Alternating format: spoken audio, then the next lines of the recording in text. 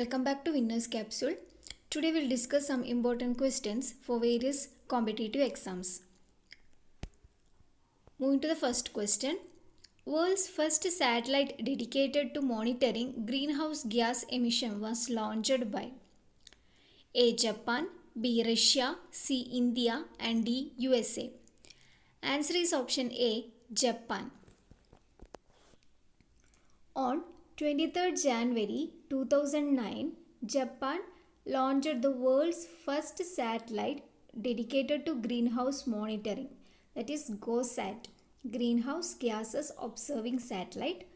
This is also known as Ibuki. So, world's first satellite dedicated to monitoring greenhouse gas emission was launched by Japan. Second one, which of the following monuments was built in the memory of the soldiers who lost their lives in World War I?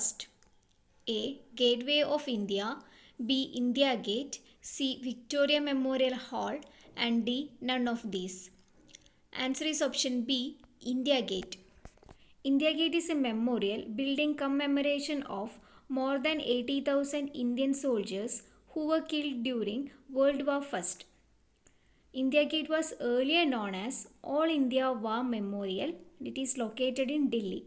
Whereas Gateway of India, it's an arch monument built in commemorating the landing in December 1911 at Apollo Bandar, Mumbai, of King Emperor George V and Queen Empress Mary, the first British monarch to visit in India. Gateway of India is in Mumbai, whereas India Gate is in Delhi. Don't get confused.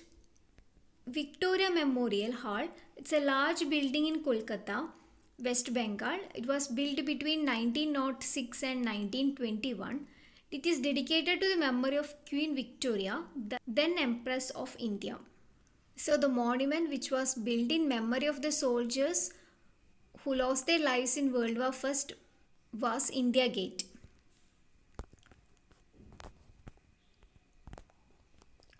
Third one, who confided to the Indians, I am with you wholeheartedly and in terms of culture I am one of you?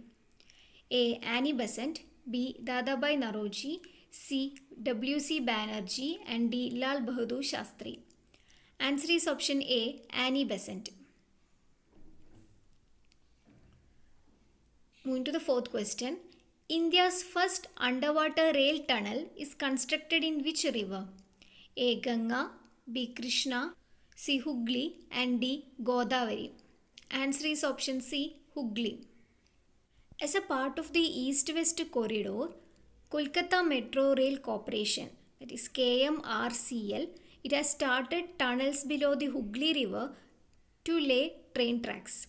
That is India's first underwater railway tunnel and it is constructed below the Hooghly River.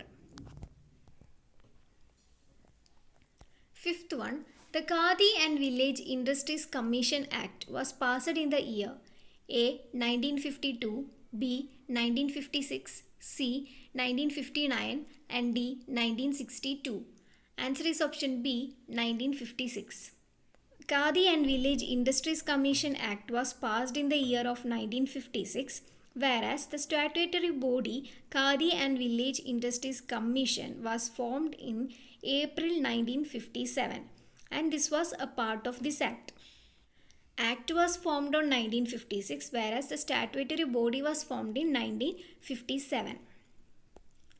Sixth one, in which country Tamil is a major language? A. Singapore, B. Indonesia, C. Mauritius and D. None of this.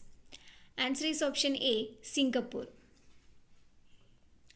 Tamil is an official language in 3 countries. The 3 countries include India, Sri Lanka and Singapore. Seventh one, in which state India's first green rail corridor starts? A. Karnataka, B. Tamil Nadu, C. Madhya Pradesh and D. Maharashtra. Answer is option B. Tamil Nadu. India's first green rail corridor has recently launched by the Railway Minister Suresh Prabhu in Tamil Nadu to mark the first discharge-free route in railways. It is a 114 km long Rameswaram Manamadurai stretch in Tamil Nadu, which ensures zero toilet discharge on rail track. So, India's first green rail corridor was launched in Tamil Nadu.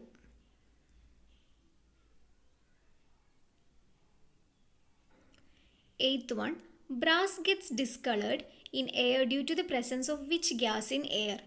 A. Carbon dioxide, B. Oxygen, C. Hydrogen sulfide, and D. Nitrogen. Answer is option C. Hydrogen sulfide. So brass gets discolored in air due to the presence of hydrogen sulfide.